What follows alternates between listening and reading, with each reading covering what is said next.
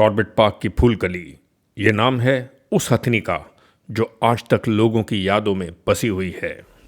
Corbett park की सबसे मशहूर, सबसे उम्दा पालतू हथनी। भारत और दुनिया के ना जाने कितने ही प्रधानमंत्री, राष्ट्रपति और वीआईपीस पिछले 55 सालों में कॉर्बेट पार्क आए।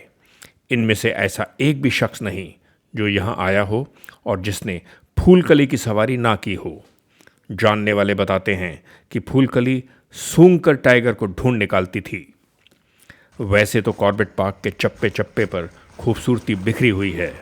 जहां देखो दिलकश नज़ारे, जिप्सी में घूमती पर्यटकों की टोलियां, हरे भरे जंगल, वादियां और पार्क के बीच से बहती ये चंचल रामगंगा नदी।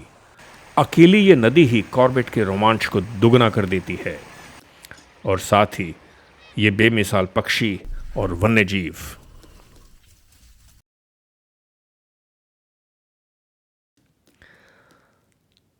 अपने टाइगर्स के लिए तो खास जाना जाता है कॉर्बेट पार्क। बाघ की एक झलक पाने के लिए दुनिया भर से वन्य प्रेमी यहां आते हैं। लेकिन टाइगर्स एंड बियॉन्ड के इस एपिसोड में आज हम बात कर रहे हैं फूलकली की। जी हां, उस फूलकली की जो जाकर भी नहीं गई। मैं ये मानकर चल रहा हूं, बल्कि दावे के साथ कह सकता हूं कि हर वो इंसान जो पिछले 20-25 सालों से कॉर्बेट पार्क आ रहा है, उसके पास फूलकली की कोई फोटो, कोई वीडियो, कोई याद जरूर होगी। ऐसी बेमिसाल थी ये हथनी, लाखों में एक।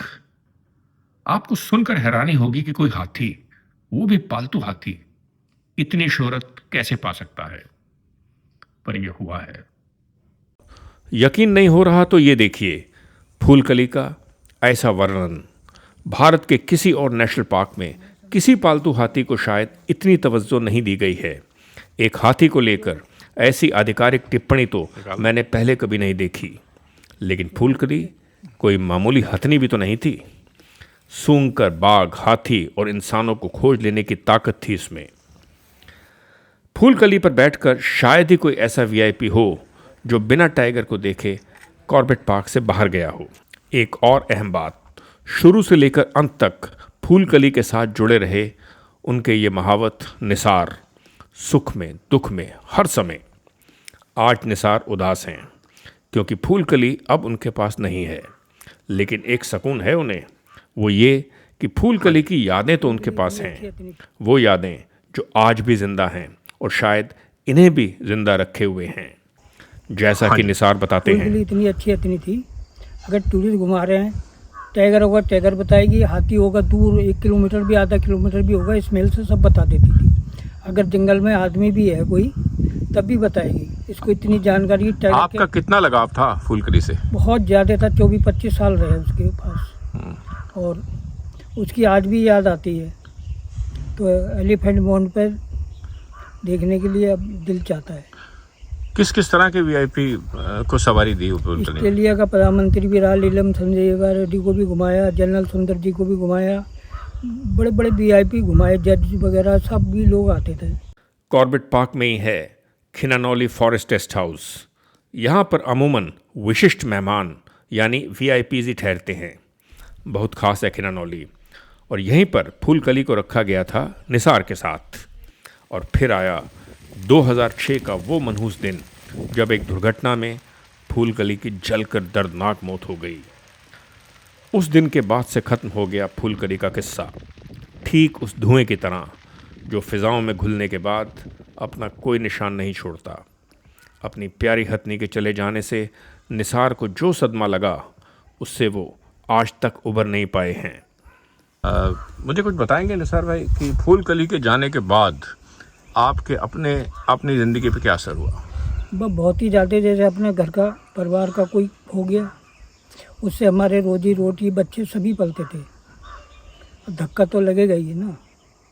इतना जानकार हाथी मेरी नज़र में तो है नहीं। 40 साल से मैं देख नहीं है। नहीं। क्या वजह थी कि फूलकली किस वजह से इतनी जानकारी बनी? हाथी तो बहुत है यहाँ, तो फूलकली में ऐसी क्या खास बात आपको लगी? फूलकली में पहले मॉनिटर शहरों में ज़्यादातर ड्यूटी लगी उसकी। जब मॉनिटर हो जाते हम बाहर जाते थे, पूरी जानकारी हो गई उसको, कैसे टाइगर को फॉलो करते हैं, कैसे रुकते हैं। अगर टंकलोज भी कर रहे हैं तो बिल्कुल साइलेंस रहती थी, और आदेश मारने का वो बिल्कुल हिलती नहीं थी। उसको अपनी ड्यूटी का पता था क्या कह रहे हैं माँ बाप। एक दूसरे को हम जानते थे, वो हमें जानते थे, हम उसको जानते थे। उसके बाद फूलकली जैसी कोई हथनी आपकी ज़िंदगी में अभी नहीं तक आई? तो नहीं आई।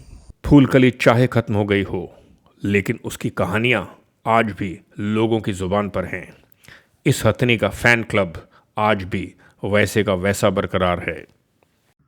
तो ये थी कहानी फूलकली की।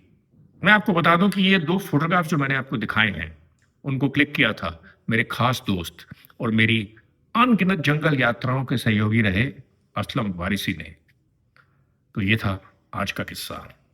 जल्दी ही आपसे मिलते हैं टाइगर्स एंड बियॉन्ड के अगले एपिसोड में।